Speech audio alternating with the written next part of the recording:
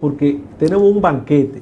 Aquí se va a conocer la realidad de lo sucedido en el año 65, en esa guerra de abril, pero también el golpe de Estado del 63 al profesor Juan Bosch. Para eso tenemos de la primera línea de personas que fueron protagonistas de este evento al doctor René Andrés Fortunato. Don Andrés. Encantado de verlo ustedes. Bienvenido. Usted aguanta 2 o 3 guerras más. Bueno, por lo menos.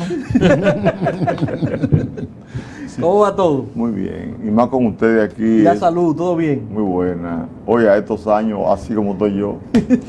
La salud está Como buena. un roble, Todavía. diría mi abuelo. Como un roble. Sí, bueno, don Andrés, vámonos de inmediato a lo que vinimos, como decimos nosotros aquí. Hoy, un día como hoy, fue derrocado el gobierno del profesor Juan Bosch por militares al servicio del imperialismo norteamericano, que veían en Juan Bosch a un gobierno que lesionaba sus intereses, pero que en realidad los intereses del pueblo los defendía.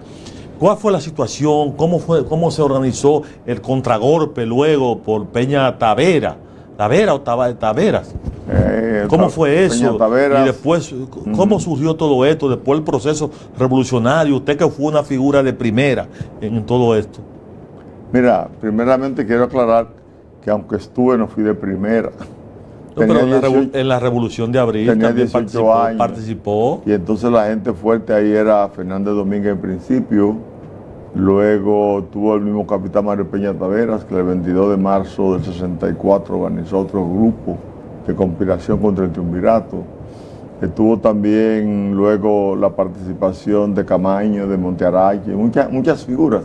Nosotros lo que hemos hecho es que como estuvimos presentes también como parte de la tropa, éramos cadetes en la Revolución de Abril del 65, nosotros hemos conservado esa lucha, hemos mantenido la memoria de Abril de diferentes maneras. Esta es una forma, estando compartiendo con ustedes. Y bueno, después de esos años sí hemos estado en primera línea trabajando.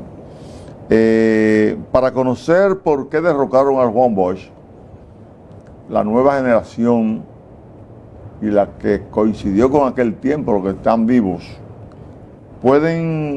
debemos ver cómo pensaba Juan Bosch. Primero, porque a él lo derrocaron por cómo pensaba y cómo actuaba. ¿Quiénes los derrocaron? Lo tocaremos tan pronto le compartamos 2 párrafos de su discurso del 27 de febrero de 1963. Todavía hoy nosotros decimos que para que la República Dominicana y el mundo se arregle, lo que hay que hacer es que se cumpla con la ley. Pero eso lo traemos desde el discurso de Juan Bosch. Y vamos a leerle al pueblo dominicano esa parte del discurso. Él comienza diciendo, en la toma de posesión del 27 de febrero de 1963 ante el Congreso, dice él: el doctor segundo Armando González Tamayo y yo acabamos de jurar que desde nuestro cargo de vicepresidente y presidente de la República cumpliremos y haremos cumplir la Constitución y las leyes que nos gobiernan. Porque en una democracia no debe haber más gobierno que el de las leyes, y los hombres, cualesquiera que sean sus posiciones, están llamados a ser solo los ejecutores de las leyes. Ese es el primer párrafo. Ese primer párrafo del profesor Juan Bosch marca la ruta de su gobierno. No se iba a hacer lo que le diera la gana a grupos de poderes particulares, sino se iba a hacer lo que mandaba la Constitución de la República, y ahí él se conectó con el padre de la patria, Juan Pablo Duarte, quien había dicho en su primer artículo de la Constitución que propuso en 1844, él dijo que la ley es la regla a la cual deben acomodar sus actos, así los gobernantes como los gobernados. Eso es contra el caudillismo, que todavía en la República Dominicana en el 2020 existe. Claro. Y son cosas que nosotros aclararemos en el tiempo que tenemos frente a ustedes, señoras y señores. Miren, Juan Bosch completa un poco su discurso cuando él dice, y esto lo leemos y lo comentamos a propósito de que tenemos un nuevo gobierno, a propósito de que el gobierno de Luis Abinader, que tiene apenas un mes y día, puede casarse con la gloria de este país si como Duarte y si como Bosch le da seguimiento al mandato de la Constitución y no escucha a los grupos de intereses que lo van de manera permanente a motivar a hacer lo contrario a lo que manda la ley. Dice Bosch, el mundo en que vivimos parece estar lleno de soberbia y de odios, pero cuando entramos en él con la mirada limpia del que no tiene amarguras, hallamos que millones y millones de personas trabajan en silencio por un mañana mejor. O sea, hay un pueblo que trabaja siempre por un mañana mejor. Y ese es el pueblo que tiene que seguir todo presidente. Inmediatamente jura cumplir la Constitución y las leyes. Pero también don Andrés Juan Bosch en ese discurso de toma de posesión dijo que mientras él gobierne, la democracia en la República Dominicana no perecerá. Y hay un audio por ahí, no sé si el señor director tiene ese audio, pero lo más importante, don Andrés, para usted de esta lesión, de este golpe brutal, es que, pienso yo, ¿no? Es que esto truncó el avance del pueblo. Por eso quise leer esa parte, porque Juan Bosch juró que en su gobierno no perecería la democracia.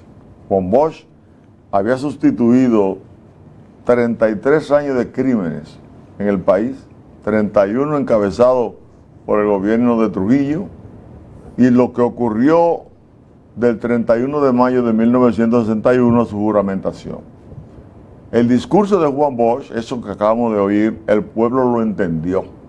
Por eso, en las elecciones del 20 de diciembre de 1962, el profesor Juan Bosch obtuvo 22 de 27 senadores, de 27, 49 diputados de 74 y 63 alcaldes de 78.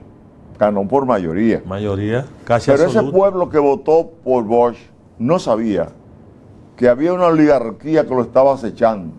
La oligarquía que sustituyó a Trujillo, encabezada por los norteamericanos. Atención a eso, los terratenientes, los comerciantes importadores y exportadores, y también por la Iglesia Católica y los militares, generales, que querían heredar el estilo de Trujillo y lo han impuesto. Atención a esto. Todavía en la República Dominicana, el modelo de comportamiento del liderazgo es el modelo trujillista de dominación. ¿Por qué decimos esto? Porque hay una arritmia histórica desde el 1844 a la llegada de Juan Bosch, representada por caudillos, como fue el caso de Pedro Santana, Buenaventura Báez, posteriormente Lilis y finalmente Trujillo, para no mencionar los otros gobiernos. Esa arritmia histórica provocó que llegara un militar al poder en el 1930, que fue Trujillo. Trujillo tuvo la oportunidad que no tuvo Lili cuando fue dictador. Trujillo llegó cuando el pueblo se había desarmado. Las tropas norteamericanas que invadieron en el 1916, duraron 8 años, recogieron todas las armas que habían. Desiderio Arias, que era un general levantisco, terminó envolviendo tabaco en la línea. Lo arrinconaron los americanos. Entonces Trujillo llegó sin oposición militar. En el momento en que se deteriora el gobierno de Horacio Vázquez, de 1924 a 1928, que debió haber gobernado, pero que creó una crisis interna al plantearse la prolongación de 2 años, esa contradicción que se produjeron entre el vicepresidente José Dolores Alfonseca y Enemencio de Moya, que era el ministro de Hacienda, los dos hombres fuertes del gobierno, en el momento en que enferma Horacio Vázquez, es ocupado por el militar formado por la invasión norteamericana, que fue Trujillo, que encuentra un ejército organizado, que eran los americanos, que él utilizó a su provecho personal, que encuentra el país con vías de comunicación como no tenía antes de la invasión, y que lo encuentra él millonario ya, porque la posición que le dieron de jefe del ejército, de jefe de las Fuerzas Armadas en el gobierno de Horacio Vázquez, él se hizo millonario utilizando las compras que hacía las Fuerzas Armadas. Hubo un déficit en el 1929, que cuando quiso ser investigado, él se presentó inclusive ante el despacho de José Dolores Alfonseca, que era el que sustituía a Horacio Vázquez, y lo presionó. Trujillo entonces demostró su fortaleza y su determinación, conspiró contra Horacio Vázquez, y en el 1930, un 23 de febrero, junto a Estrella Ureña, da un golpe de Estado que Horacio Vázquez quiso evitar, asilándose en la embajada, y al asilarse, él renuncia y deja la posición a Estrella Ureña, lo nombra como ministro del Interior. Ese proceso de febrero a mayo delinearon el posicionamiento tiránico de Trujillo, cuando impidió que Estrella Ureña fuera el candidato, sino él. Y cuando el 7 de mayo de 1930 obligó a la Junta Central Electoral a renunciar por la capacidad represiva de esas elecciones, e impuso una Junta Electoral que lo legitimó el 24 de mayo de 1930. Trujillo entonces entró esos 30 años y le dio una demostración a los hombres atrasados de este país de la capacidad que él tenía para utilizar el Estado para su provecho personal. Hizo del Estado una empresa, que es lo que han querido hacer todos los gobiernos que hemos tenido.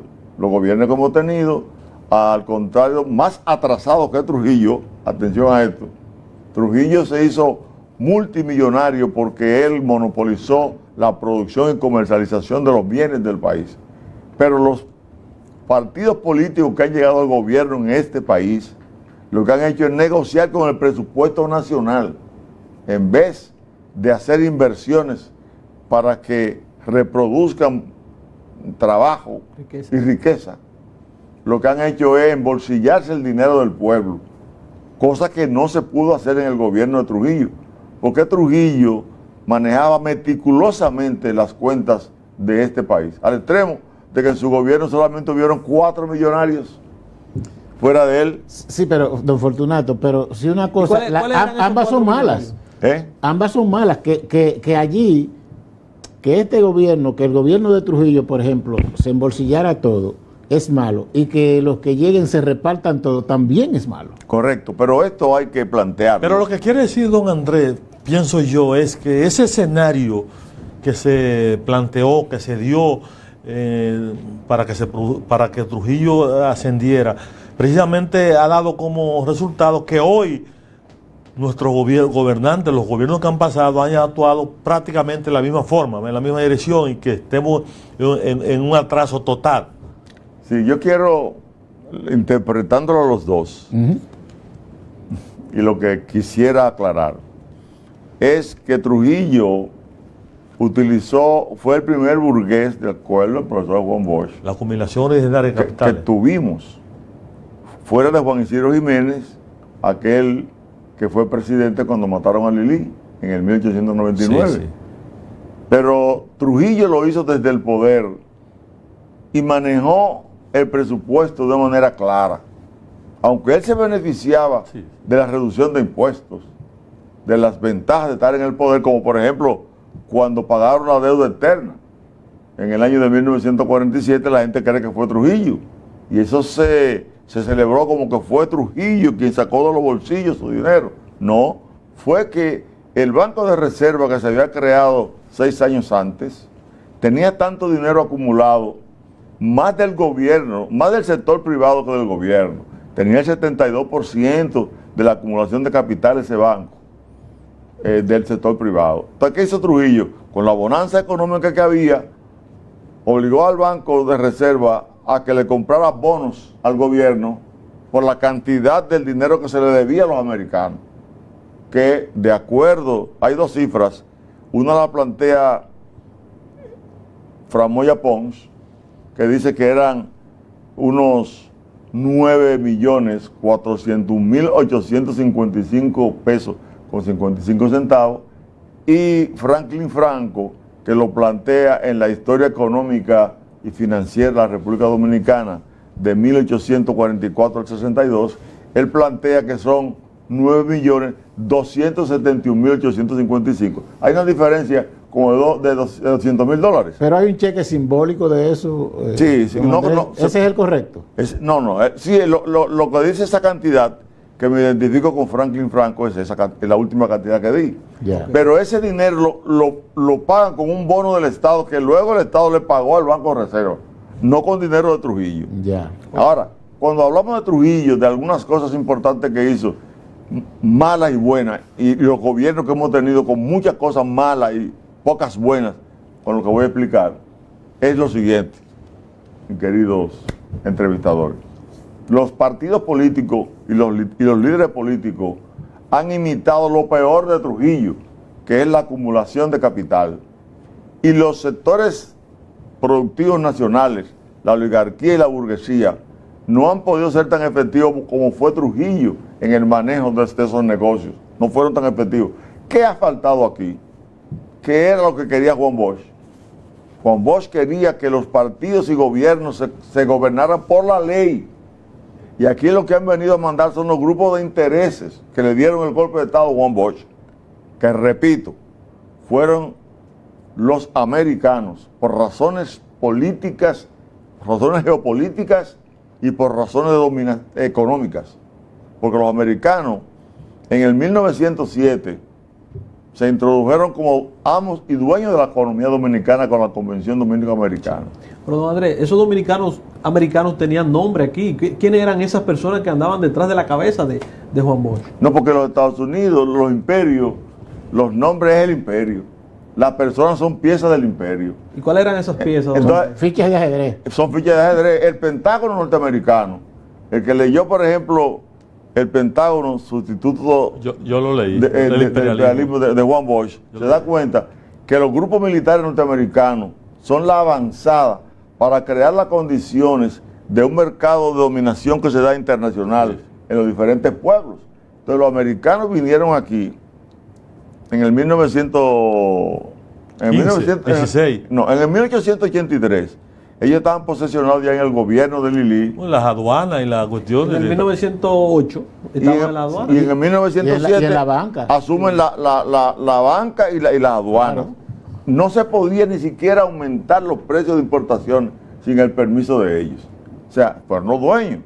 Entonces los americanos también fueron favorecidos en el 1911 por las leyes de concesiones agrarias de Moncáceres. Y eso les permitió a ellos, cuando invaden, tener en el 1919 el 25% de la tierra cultivable del país. Y resulta que Juan Bosch en su constitución establece que los extranjeros no podían tener tierra en el país. Okay. Wow, entonces eso se plantea. Selló su sentencia ahí. Sí. Eso se plantea en el artículo 25 de la Constitución de Bosch y prohíbe también el latifundio en el artículo 23.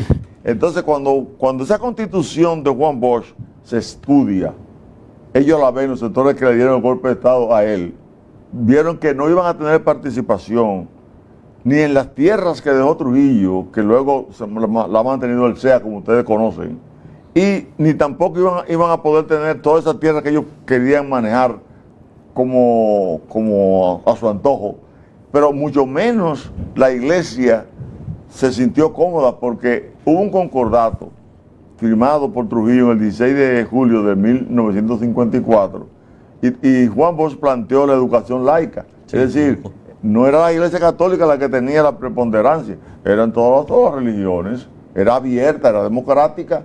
Juan Bosch vino a poner en condición al país para que los bienes que dejó Trujillo, porque los bienes de Trujillo se confiscaron, a la muerte de Trujillo, el 80% de la industria que habían eran trujillistas, es más, el 75% de la gente que trabajaba era dependiente de Trujillo. Entonces, los oligarcas querían heredar ese emporio trujillista. Juan Bosch quería que lo manejara el Estado, fundamentado en que en el manejo de la ley, no de intereses particulares. Juan Bosch quiso romper con esa actitud anárquica que los sectores de poder económico e influyente políticamente tenían en todos los gobiernos. Juan Bosch quiso romper esa dependencia y lo demostró cuando Juan Bosch pagó la deuda eterna. Atención a eso. ¡Ey! Sí, pagó la deuda. Trujillo pagó la deuda eterna en 17 años. Juan Bosch asume la presidencia de la República con una deuda externa de 12.700.000 y pico de dólares. Y en septiembre, cuando lo derrocan, había pagado 9.022.000 dólares. Solamente le faltaban 3 millones de dólares para pagar y pensaba pagarlo en enero.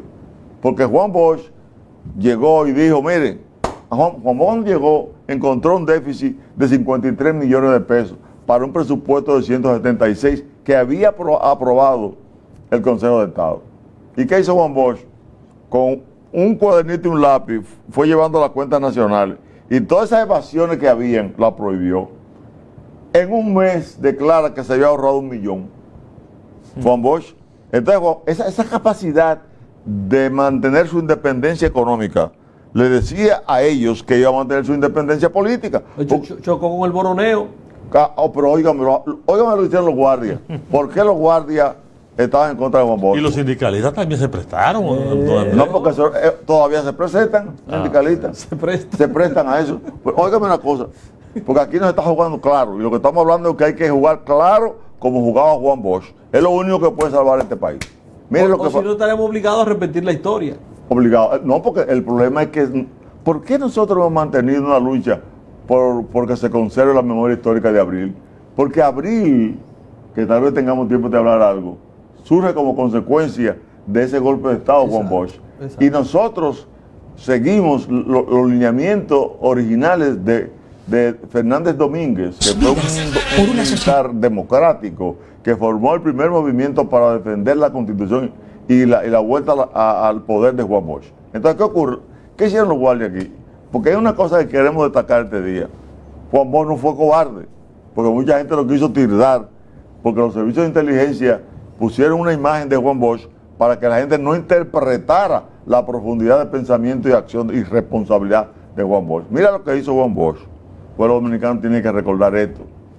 Los norteamericanos mandaron al jefe militar de ellos con asiento en Panamá el 1 de julio de 1963 aquí a hablar con los guardias porque era que había que tumbar a Juan Bosch. Uy, le metieron a León Cantave ahí en la frontera. Juan Bosch había que derrocarlo porque los americanos estaban en una crisis internacional donde había dos polos, Rusia y ellos. Y entonces, en ese marco de la Guerra Fría, los gobiernos liberales como Juan Bosch no podían estar en el poder porque había que castigar a los comunistas. Entonces los soldados dominicanos, los generales, se reunieron con ese general. Y a los 3 días esos generales citan a Juan Bosch a la base aérea de San Isidro. El 12 de julio Juan Bosch va. Y cuando llegan allá, le leen un panegírico a Juan Bosch que hay que castigar a los comunistas, que hay que hacer esto, pero también ventaja para ellos. Sí, sí. Juan Bosch cogió con esa capacidad de comunicación que tenía y lo convence de que eso no era así. Pero también le dijo que que para que ellos pudieran conseguir eso tenían que buscar a otro presidente. Porque él no era... Él no se iba a prestar. Él no se iba a prestar a eso, ni era presidente democrático a media. Que él era enteramente democrático y había que respetar la ley. Bueno, él salió el 12 de julio de ahí y los guardias, los generales asintieron, pero siguieron maquinando. Ya 2 o 3 días antes del golpe de Estado están publicando allá en un periódico norteamericano que era incuestionable la institución de Juan Bosch. Lo derrocaron y el día que lo derrocaron, el pueblo dominicano tiene que saber esto.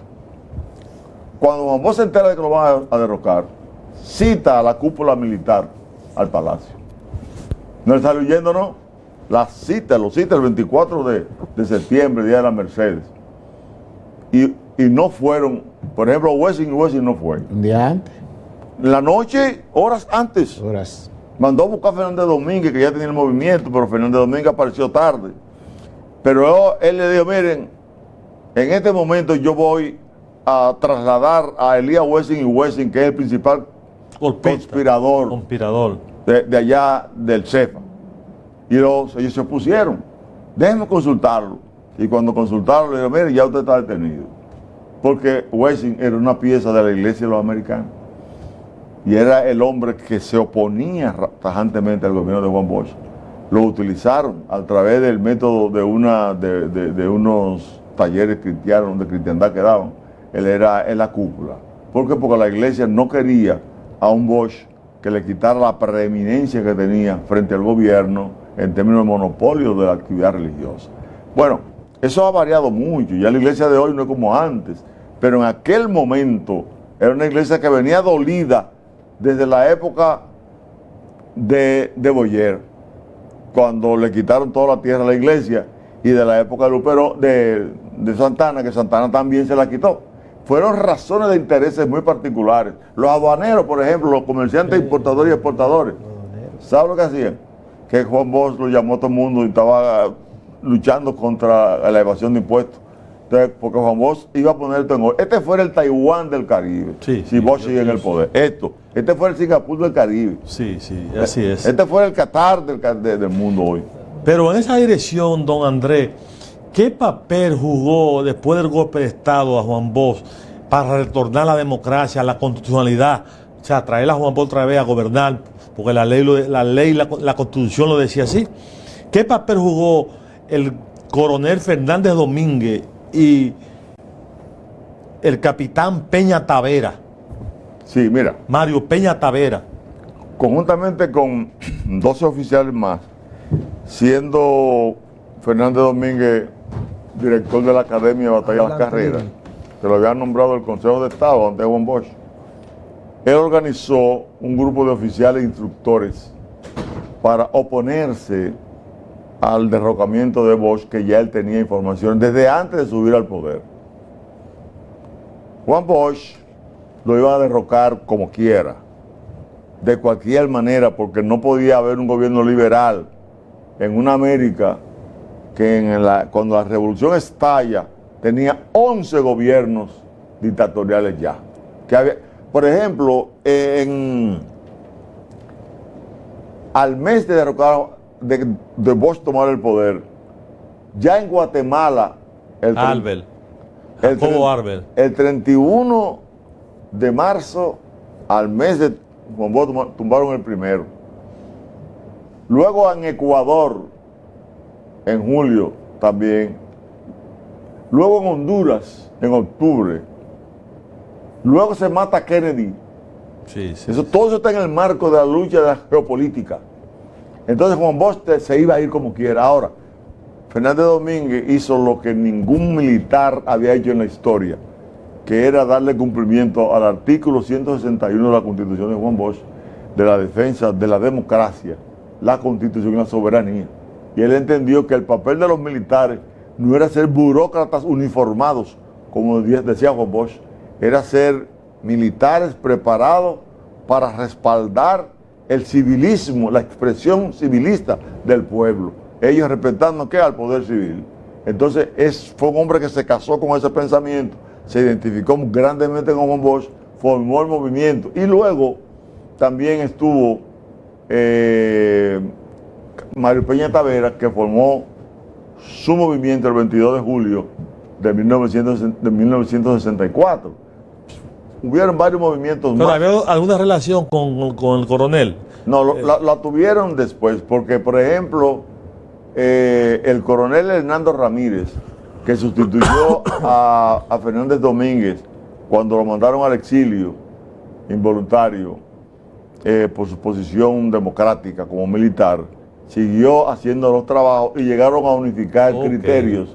Y cuando estalló la revolución, comenzó Mario Peña Taveras el 24 de abril, pero más tarde se vincula también el coronel Hernando Ramírez, y Hernando Ramírez y otros grupos quienes van al palacio y cometen algunos errores de indecisión que en otros momentos se tocarán. Lo cierto del caso fue que el levantamiento que se hizo posterior en el 24 de abril, que fue una respuesta militar y civil a ese golpe de Estado, logró su cometido, porque antes de 24 horas ya había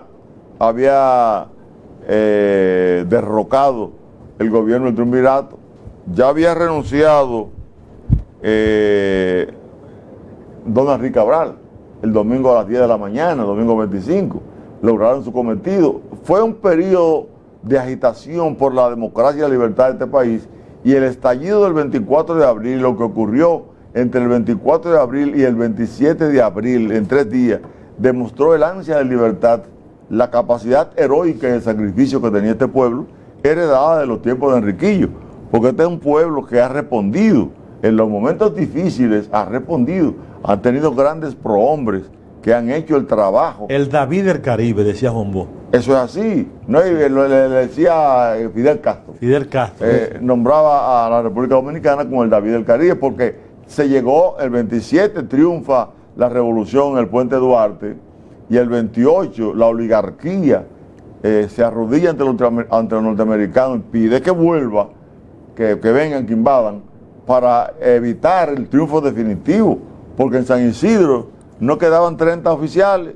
Ya. Cuando no quedaban 30 oficiales. Hay que leer a Hanle Herman por ahí en un libro que tiene, del manual, un manual que escribió, donde Morillo López, Coronel Morillo López. El coronel Morillo López, que fue un amigo de Camaño, que tuvo problemas con Belisario Peguero, porque Belisario Peguero hizo de la policía una compañía por acciones para importar, porque todos querían imitar a Trujillo, pero no sabían ni con la inteligencia ni el asesoramiento que Trujillo manejó esto, porque Trujillo manejó esto llevando a cabo lo que planteaba Américo Lugo del proyecto de nación, que Balaguer lo interpretó muy bien. Y Balaguer comenzó con Trujillo antes de Trujillo tomar el poder. En la campaña entró Balaguer cuando Trujillo lo oyó pronunciar un discurso, después que Trujillo Ureña se puso ronco por La Vega.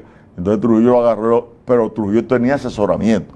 Pero estos militares querían cada uno ser lo que fue Trujillo de manera particular, actuando descontextualizado históricamente. Porque Trujillo entró en un momento muy importante de la historia, que él aprovechó. Él lo aprovechó. La debilidad del Estado. Del Estado. Pero, Fortunato, mire, a mí me luce que cosas que tuvieron que ver con ese golpe de Estado también están dadas porque los Estados Unidos no estaban preparados para que Juan Bosch ascendiera al poder. O sea, los tomó de sorpresa. Me luce porque él acaba de llegar del exilio y inmediatamente, qué sé yo, pasó muy poco tiempo y vienen las elecciones y él gana las elecciones. A mí me luce que por ahí también vino el forzoso golpe de Estado. No, porque Juan Bosch no sorprendió al americano, sorprendió también a la oligarquía. La oligarquía de aquí entendía que Viriato Fiallo, sí, que era un cuadro, exacto, un cuadro repartido. Sí, pero no era solamente de la oligarquía dominicana, también los Estados Unidos apostaban a eso. Sí, pero ellos lo que apostaban en sentido general era que surgiera un miembro de la oligarquía. La oligarquía de aquí apostaba a Viriato Fiallo. ¿Viriato Fiallo quién era? Un cuadro, era médico de uno de los Vicini. Ya. En el 1924, cuando hubo un gobierno provisional, en el 1922, Vicinisburgo era hijo de Juan Vicini, fundador de esa familia de poder. Ese duró 2 años. Los dueños de todas las tierras. La oligarquía rancia, como decíamos. Heredaron todas las tierras de este país. ¿Entiendes? Mira, pregúntale a la capital, la cantidad de tierra que... Entonces, ese hombre era el médico. Nunca sacó la palmita. Fue un antitrujillista, Viriato Fiallo, de poder, que se entendía que era que iba a sustituir a Trujillo. Pero Juan Bosch vino con un elemento que los políticos tienen que utilizar aquí, que fue la capacidad de comunicación con las masas. Juan Bosch fue un educador de las masas. Juan Bosch puso todos los días un programa a las 7 de la noche, que lo oía hasta el gato. Entonces el pueblo llano entendió el mensaje de Bosch, porque Bosch no hablaba. Era un mensaje de concienciación. Claro, Bosch no hablaba de los ricos, ya tú un pote. Los pescuezos largos. Sí. Él hablaba en un lenguaje llano para que el pueblo lo entendiera. La gente se identificó con ese lenguaje de Juan Bosch, y la iglesia cometió un error, que fue que al acusarlo de comunista aceptó un debate con Láutico García 48 horas antes de las elecciones. ¿Qué ocurrió? Que Juan Bosch le demostró que él no era comunista. Se lo comió vivo. Entonces ahí subió el rating de Juan Bosch. Que terminó el padre Láutico García, aceptando que Juan Bosch tiene la razón después antes de morir. Terminó, y han terminado todo, porque Juan Bosch no era como... No, y la historia, la propia historia. Es que le ha dado... Sí, sí. La historia le ha dado la razón total a los planteamientos de Bosch. El error histórico más grande que se ha cometido en este pueblo fue el derrocamiento de Juan Bosch. ¿Sabe qué ha ocurrido? Que los partidos políticos todavía no han dado el paso hacia la democracia interna. No hay un solo partido democrático internamente aquí. ¿Qué es un partido democrático? Un partido democrático es un partido que se institucionalice mediante que el desarrollo de la crítica y autocrítica a lo interno, donde las acciones políticas sean transparentes. Pero aquí lo que ha habido es un grupo de manojo de amarradores en política, donde nada es previsible, ellos deciden en los aposentos. Los partidos chiquiticos no crecen porque nada más viven detrás de lo grande y no tienen la capacidad de democratizar el entorno y poner a la gente.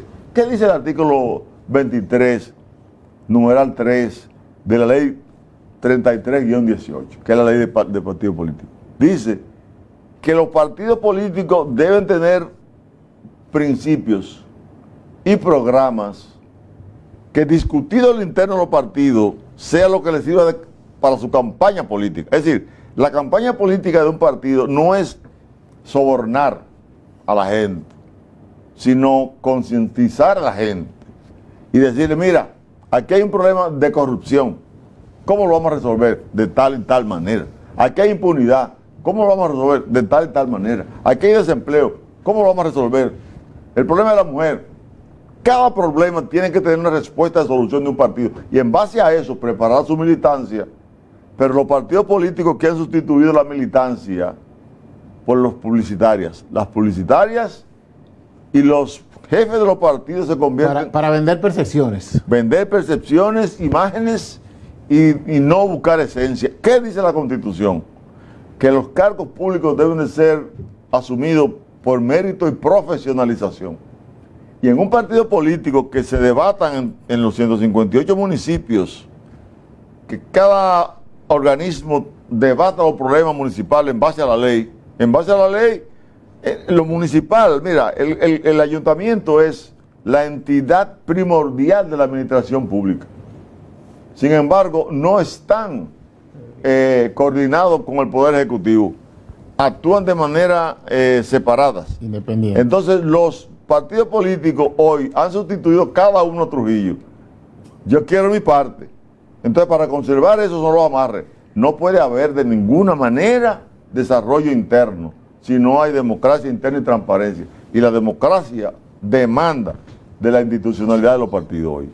Don Andrés, recordarle a la gente que estamos hablando con el doctor Andrés Fortunato, que es un constitucionalista canta cabal y un luchador de primera línea. Historiador, profesor. Historiador de primera línea, un luchador de primera línea de todo lo que estamos hablando con relación conocedor, protagonista del golpe de Estado, protagonista de la guerra del 65.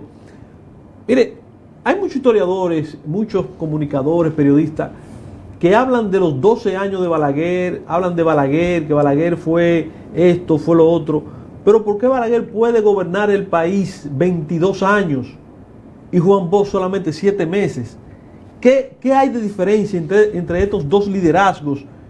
La idiosincrasia del dominicano, ¿qué es lo que pasa, don Andrés? No entiendo. La gente no entiende cómo un malvado como Balaguer, dice la gente, puede gobernar 22 años y como una persona con ideas tan buenas, una persona tan democrática, una persona brillante, solo 7 meses, don Andrés.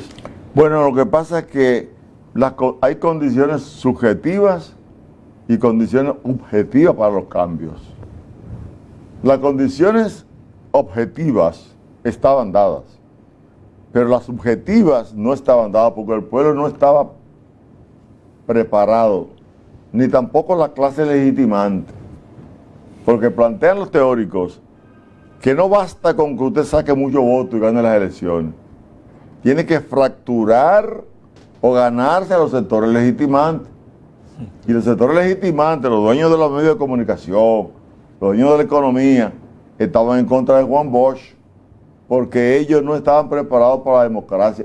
Aquí solamente se practicó la democracia antes de Bosch, en los cuatro primeros años de Horacio Vázquez, y en los 6 meses y pico de Espaillat en 1876. Todo fue redes de lealtades económicas, que los gobiernos tenían que buscar dinero prestado para tener gente en los diferentes pueblos del país que les sirvieran de vocero, por dinero. La escuela política que debió haber funcionado aquí. O sea que el bocinaje no es de hoy. Eso es viejo, mira. El 12 de abril de 1923 se forma la Junta Central Electoral. La Junta Central Electoral es la encargada de organizar, dirigir y supervisar las elecciones, que tiene la responsabilidad de garantizar la libertad, la transparencia, la equidad, la objetividad. No ha funcionado nunca aquí. El pueblo hay que educarlo.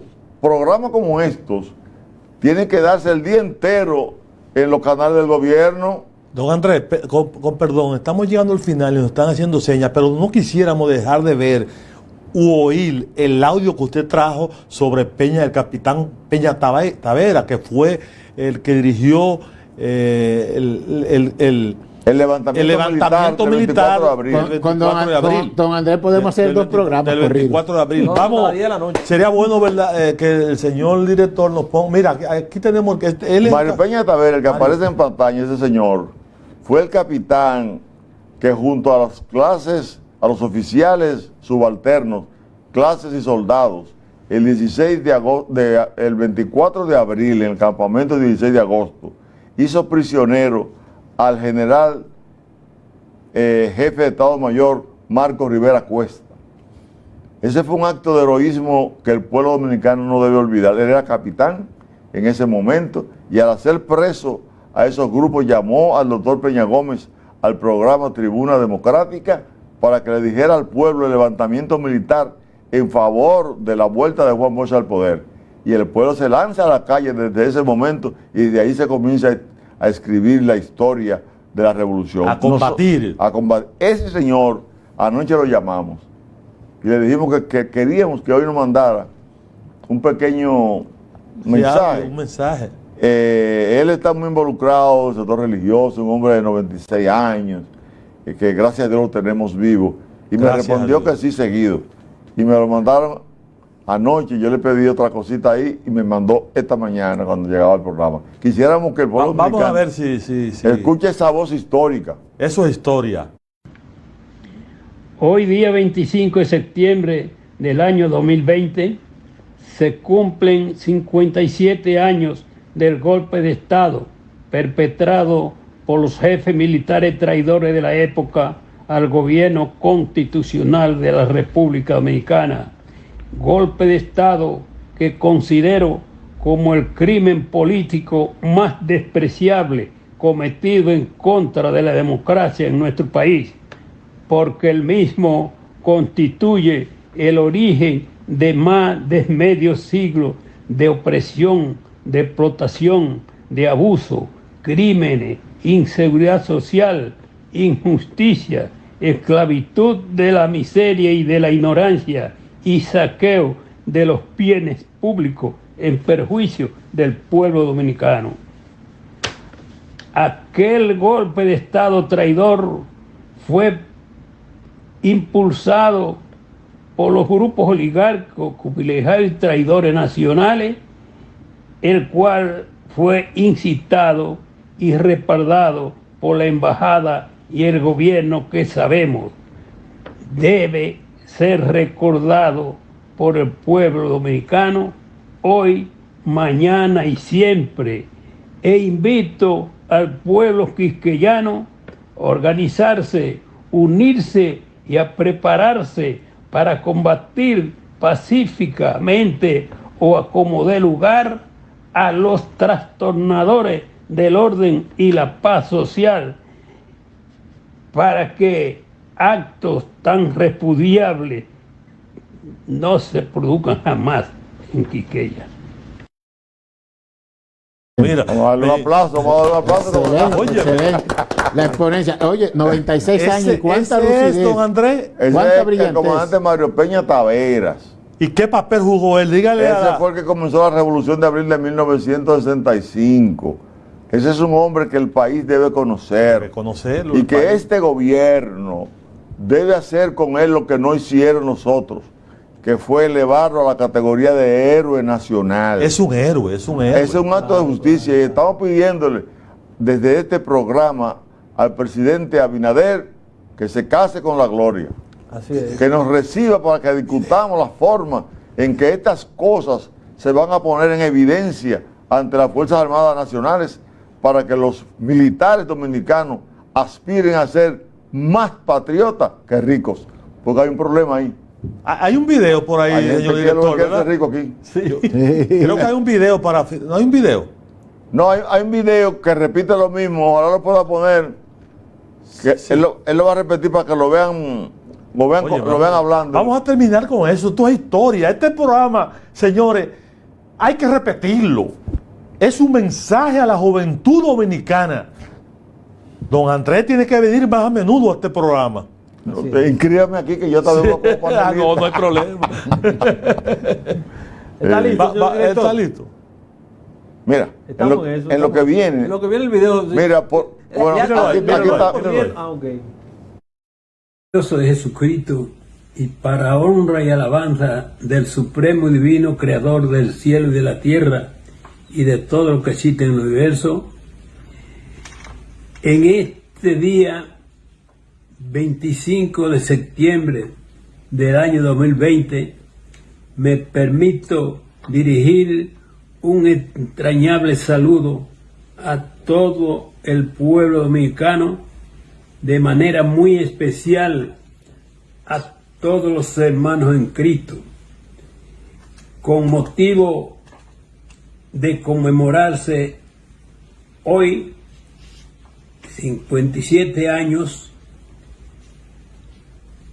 del golpe de Estado perpetrado. Bueno, ahí está duro. El hombre está duro todavía. Oiga. Ese aguanta dos Muy guerras más lúcido, también. muy lúcido. No, el hombre hay que hablar con él. Nosotros que después de todo hemos hecho una buena relación hasta de familia, porque nos hemos mantenido vinculados a todo el que ha querido vincularse desde la revolución con nosotros. Claro. Pero debo decirte para concluir que Mira, porque hay una pregunta aquí que le hace una redevidente, Andrés, No, no, muy, la pregunta- muy la pregunta interesante. mía, no, Contéstele la para pregunta yo mía, hacerle la pregunta no, que hace esta no, joven. la Ok. pregunta mía es a Balaguer, Sí. Balaguer duró 22 años y Juan Bosch 7, porque Balaguer viene a representar los intereses de la oligarquía que le dio el golpe de Estado a Juan Bosch. Ey, ¿cómo así? ¿Cómo así? Oh, Eso es así, eso porque lo que le dieron el golpe de Estado a Juan Bosch, cuando iba a triunfar la revolución, piden a los americanos.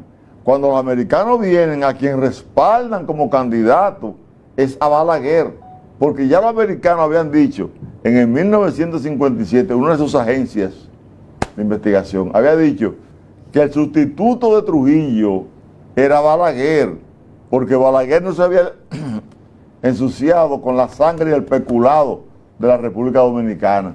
Ellos lo tenían visto cuando comenzó la crisis de Trujillo de 1955 a 1961. Cuando viene esa crisis, se avecina entonces verificar quién va a sustituirlo. Y ellos pensaron en Balaguer y trajeron a Balaguer, impusieron a Balaguer. Bosch no pudo salir a hacer campaña. Más de 350 personas murieron en esa campaña electoral. Entonces, ¿pero por qué? Porque ellos garantizaban que los intereses de la oligarquía, que era usufructuar lo que dejó Trujillo, se iba a garantizar. Bueno, llegamos al final. Muy... Yo quería hacerle la preguntita brevemente. Pero nos una están contesta haciendo breve. bueno. Sí, es breve. Ana González, que es una fiel colaboradora de nosotros, de todos los días, hace la siguiente pregunta. Señor Andrés, ¿cree usted que Juan Bosch fue llevado y no estaba consciente de lo que pasaba con este acto político donde el pacto PRCC y el PLD? Todo el mundo sabe que el profesor Bosch ya había perdido facultades y pasó algo interesante en ese pacto, que se estaba terminando la vida política de Bosch y Balaguer, y había que llevar un sustituto. Un relevo generacional. Un relevo generacional que lo hizo como nadie, pero cayó en el gancho de utilizar métodos de la oligarquía, porque lo que hizo Balaguer fue que evitó que Peña Gómez llegara al poder para que no le hicieran a él lo que él le hizo a Salvador Jorge Blanco. Hey. Bueno, don Andrés, eso será Muchísimas materia gracias, don Andrés. para otro Para otra programa. clase. Siempre es un placer contar ahí. Este programa termina ahora y debería comenzar de nuevo. De nuevo. La programación de este canal hoy debería ser este programa completo el día entero. Despídase, don Andrés. Bueno, decirle al pueblo dominicano que todo el que pueda que saque 10 o 15 minutos diarios para verificar la historia, porque el pueblo que no conoce su historia está condenado a vivirla de nuevo y tenemos que avanzar. Hay un proceso que se inicia ahora que debemos de vivirlo esperanzado. Cuando yo vuelva a este programa, quisiera que habláramos de eso, para que el pueblo dominicano entienda que estamos llenos de posibilidades infinitas, como decía Shakespeare en su obra de Otelo. Hay muchas posibilidades. Juan Bosch decía en su discurso, no podemos volver al pasado, pero sí podemos volver al futuro. Podemos ir al futuro y arreglar en el futuro lo que no pudimos hacer en el pasado. Así es, así es. Y Bueno, esta muchísimas semana que gracias. viene lo tendremos aquí de nuevo, usted verá que sí, porque hay otros asuntos que están llenos de posibilidades que se pueden dar en los próximos días. Nosotros volveremos y agradecemos infinitamente la participación y que sacara tiempo de su tan apretada agenda don Andrés Fortunato. Y nosotros volveremos ya el lunes con ustedes en más en Debates de Ideas. Feliz fin de semana, señores.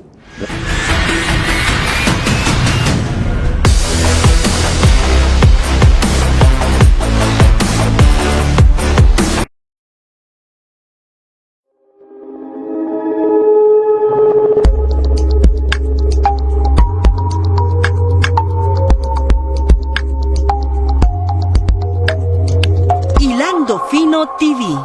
Televisión a otro nivel.